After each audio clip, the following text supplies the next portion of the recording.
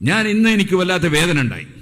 ഒരു മുസ്ലിയാർ അയാൾ പറയുന്നു 10 കൊല്ലം കഴിഞ്ഞാൽ സുന്നികൾ മുഴുവനും പെണ്ണുങ്ങളെ പള്ളിയിൽ കൊണ്ടുപോകും, എഴുതി വെച്ചോളൂ, അത് നടന്നിട്ടില്ലെങ്കിൽ എന്റെ കാത് മുറിച്ചോളൂ.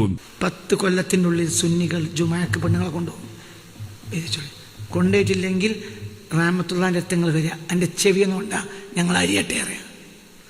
10 കൊല്ലത്തിനുള്ളിൽ സുന്നികൾ ജുമാക്ക് പെണ്ണുങ്ങളെ കൊണ്ടുപോകും. അപ്പൊ 10 കൊല്ലം അയാൾ ജീവിക്കുന്ന അയാൾ എങ്ങനെയാ പറയാ? ഇയാളെ കാത് മുറിക്കണേ 10 കൊല്ലം ജീവിക്കുന്നു ഗ്യാരണ്ടി കിട്ടണ്ടേ അയാൾക്ക്? അയാൾ എങ്ങനെയാ അത് പറയാ?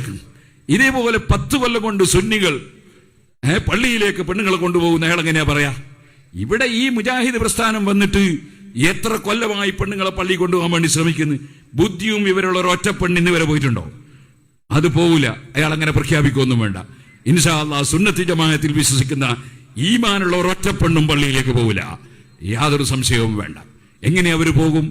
അവർ വിശ്വസിച്ചത് അശ്ഹദു അന്ന മൗലവി റസൂലുള്ളാഹ് എന്നല്ല, അശ്ഹദു അന്ന മുഹമ്മദ് റസൂലുള്ളാഹ് എന്നാണ്.